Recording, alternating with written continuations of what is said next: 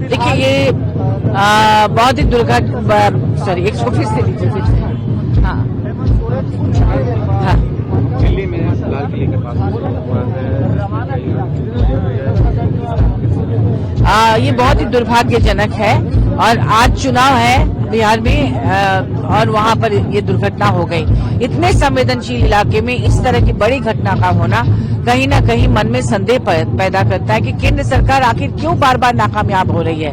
ये नाक के नीचे आकर इस तरह का विस्फोट करना ये कोई मामूली घटना नहीं है और इसकी जिम्मेदारी केंद्र सरकार को लेनी चाहिए। और जब जब चुनाव होता है, कभी पुलवामा की बड़ी घटना हो जाती है, कभी दिल्ली में इस तरह की घटना होती है, तो कहीं ना कहीं तो सारे लोगों के मन में संदेह है कि आखिर ऐसा क्यों हुआ। क्या जनता के दिमाग को भटकाने के लिए हो रहा है? आप देखिए चुनाव में किसको फायदा और किसको नुकसान होता है इस तरह की घटनाओं से। ये इसका आकलन करके इसके पीछे की बातों को समझने की कोशिश कीजिए। कुछ तो है, बिना साजिश के तो इतनी बड़ी घटना हो नहीं सकती। अब साजिश किसने की है ये जांच का विषय है। हाँ, किसी शायर ने कहा था कि आज सरहद पर तनाव है क्या, आसपास कहीं चुनाव है क्या। तो वही बात है कि जब भी चुनाव आता है, पुलवामा की घटना होती है, कभी इस तरह की घटना होती है, आखिर केंद्र सरकार क्यों नहीं सचेत होती है, क्यों इस तरह की घटना को होने देती है। बिहार से हाँ बिहार में हाँ हाँ, एक मिनट। हाँ हाँ, क्या हाँ,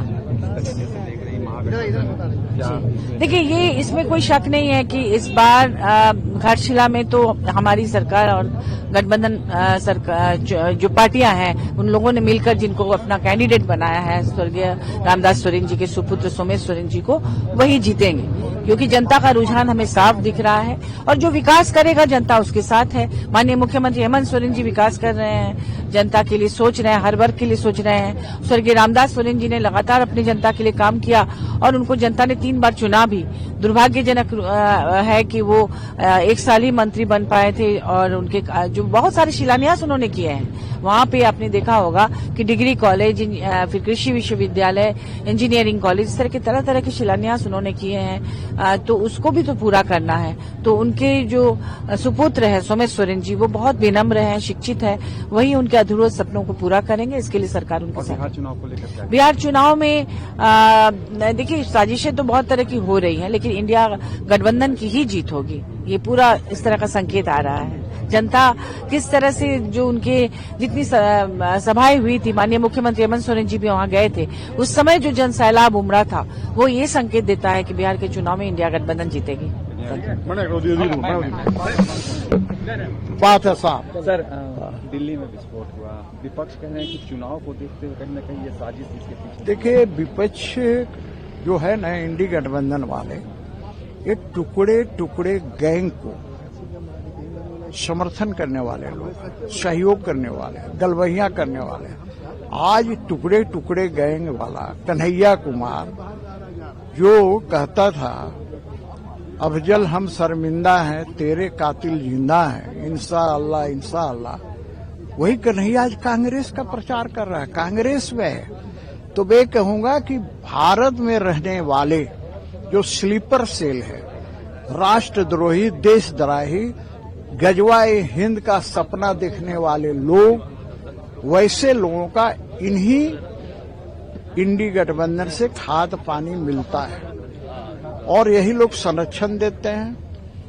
बाहर पाकिस्तान जो है पड़ोसी देश है, बदल तो सकता नहीं है और कभी नहीं बदलेगा।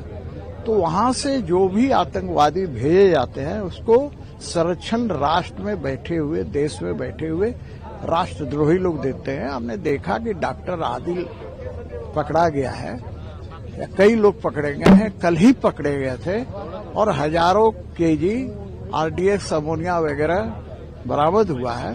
तो ये देश के अंदर बैठकर और देश को कमजोर करने का काम कर रहे हैं। ऐसे देशद्रोहियों को, देश के अंदर बैठे हुए ऐसे समर्थकों को, देश के अंदर बैठे हुए संरक्षण देने वाले को बुलडोजर से कुचलने की जरूरत है।